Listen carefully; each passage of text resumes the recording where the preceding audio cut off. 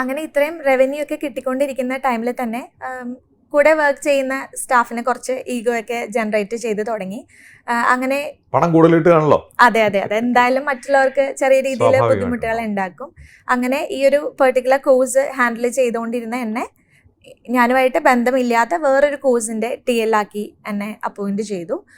അങ്ങനെ അത് പ്രോസസ്സ് ചെയ്തുകൊണ്ടിരിക്കുന്ന സമയത്ത് ഈ ലീഡ്സ്, നമ്മുടെ യൂട്യൂബിൽ നിന്ന് വരുന്ന ലീഡ്സൊക്കെ ബാക്കിയുള്ള ടീമിന് കൊടുക്കാനായിട്ട് പറഞ്ഞു. അവർ ഡീല് ചെയ്യുമെന്ന് പറഞ്ഞു. അങ്ങനെ എനിക്ക് ഫുൾ ലീഡ്സ് അവർക്ക് ഹാൻഡ് ഓവർ ചെയ്യേണ്ടി വന്നു. എന്നിരുന്നാലും ഞാനത് കണ്ടിന്യൂ ചെയ്ത് പോകുമായിരുന്നു. അതിൻ്റെ ഇടയ്ക്ക് ഒരു ബെറ്റർ ഓപ്പർച്യൂണിറ്റി കിട്ടി. സോ ഞാനത് കമ്പനീനെ ഇൻഫോം ചെയ്തു, എനിക്കൊരു വേറൊരു നല്ലൊരു ഓപ്ഷൻ വന്നിട്ടുണ്ട്. അത് പക്ഷേ വർക്ക് ഫ്രം ഹോം ആയിരുന്നു. അത് പറഞ്ഞപ്പോൾ അവരെന്നെ നല്ല രീതിയിൽ സപ്പോർട്ട് ചെയ്തു. അവരെന്നെ നല്ല രീതിയിൽ സപ്പോർട്ട് ചെയ്തു. അവർ പറഞ്ഞു, ദേവിക റിസൈൻ ചെയ്യേണ്ട, ആ ജോബ് വർക്ക് ഫ്രം ഹോം ആണ്, നൈറ്റ് ആണ്, സോ അത് ഹാൻഡിൽ ചെയ്യുക. അതിൻ്റെ ഒപ്പം നമ്മുടെ ഇവിടുന്ന് ദേവികനെ റിലീവ് ചെയ്യാനായിട്ട് താല്പര്യമില്ല. സോ ഇത് രണ്ടും ഒരുമിച്ച് ഹാൻഡിൽ ചെയ്ത് പോവാം എന്നുള്ള രീതിയിലായിരുന്നു കമ്മ്യൂണിക്കേഷൻ.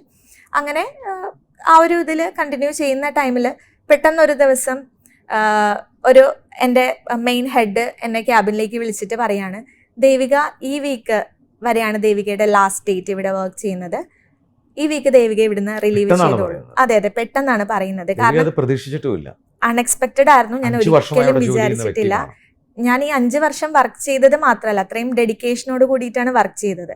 അപ്പോൾ അവിടെ വേറെ ആളും ഇൻട്രൊഡ്യൂസ് ചെയ്യാത്തൊരു കാര്യമാണ് ഞാൻ ഇൻട്രൊഡ്യൂസ് ചെയ്തത്. അത് അവിടെ വലിയൊരു ടോക്ക് തന്നെ ഉണ്ടാക്കിയിട്ടുണ്ട് കമ്പനിയുടെ ഇടയിൽ.